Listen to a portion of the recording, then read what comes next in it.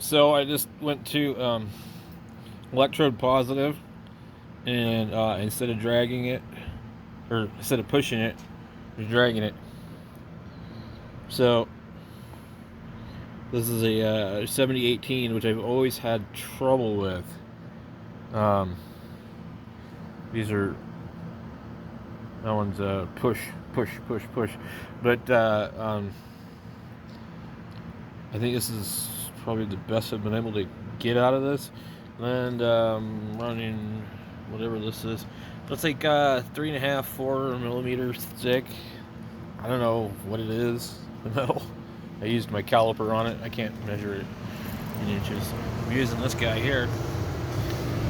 We got it about on the high side of DC. So probably 100 amps, maybe. I don't know.